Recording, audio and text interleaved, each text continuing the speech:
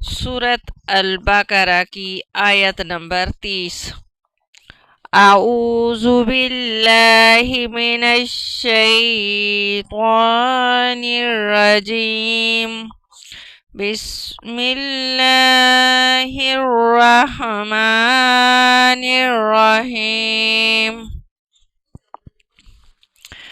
लफ्ज़ी तर्जमा। वा और इज़ जब, क़ाला कहा, रब्बु रब ने, क़ा आपके, ली से, अल मलाइकति फरिश्तों, इन्नी बेशक मैं, जाइलुन बना रहा हूँ, फी में, अल अर्ज़ ज़मीन, खलीफतन खलीफा। क़ालू कहा उन्होंने, आ क्या, तजअलु आप मुकर्रर करेंगे, फी में, हा इस, मन जो, युफ़सिदु फसाद करे, फी में, हा इस, वा और, यस्फिकु बहाए, अद्दिमा खून, वा और, नहनो हम, नुसब्बिहु तस्बीह करते हैं, बी साथ, हमदे तारीफ के, का तेरी, वा और, नुक़द्दिसु पाकीज़गी बयान करते हैं, ला लिए, का तेरे, क़ाला फरमाया, इन्नी यकीनन मैं, आलमो जानता हूँ, मा जो कुछ, ला नहीं, तालमून तुम जानते। और वो वक्त याद करने के काबिल है जब तुम्हारे परवरदिगार ने फरिश्तों से फरमाया कि मैं ज़मीन में अपना नायब बनाने वाला हूँ। उन्होंने कहा, क्या तू इसमें ऐसे शख्स को नायब बनाना चाहता है जो खराबियाँ करे और कश्तो खून करता फिरे, और हम तेरी तारीफ के साथ तस्बीह व तकदीस करते रहते हैं। अल्लाह ने फरमाया, मैं वो बातें जानता हूँ जो तुम नहीं जानते। दुनिया में खुदा ने हमें खलीफा बनाया है। खलीफा का मतलब है नायब।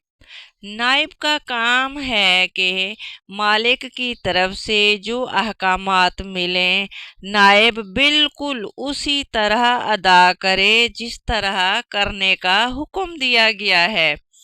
मिसाल के तौर पर आप स्कूल की मालका और प्रिंसिपल हैं और आप अपनी कोई असिस्टेंट यानी नायब रखती हैं।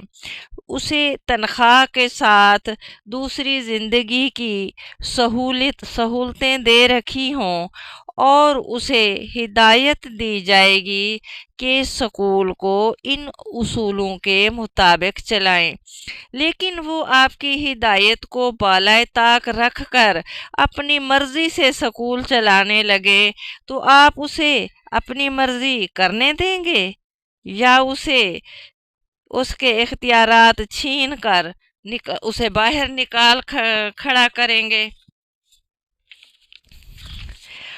खलीफा होने से सिर्फ हमारा फ़र्ज़ बंदगी करना ही नहीं, यानी सिर्फ इबादत ही करना नहीं, बल्कि इसकी भेजी हुई हिदायत के मुताबिक काम करना है।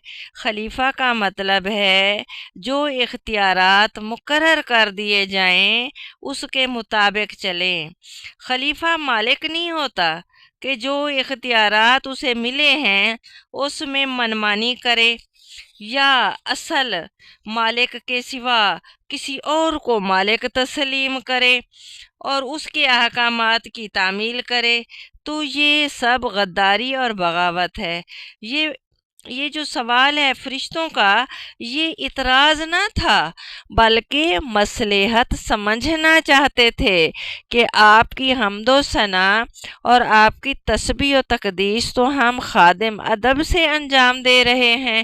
اللہ رب العزت نے فرمایا خلیفہ مقرر کرنے کی ضرورت و مصلحت میں جانتا ہوں، تم نہیں سمجھ سکتے۔ زمین میں ایک ایسی مخلوق پیدا کرنے کا ارادہ کیا گیا ہے جس کو میں علم بھی دوں گا اور اختیارات بھی۔ اختیارات کی ایک حد ہوگی اور اس حد کے اندر کام کرنا ہوگا۔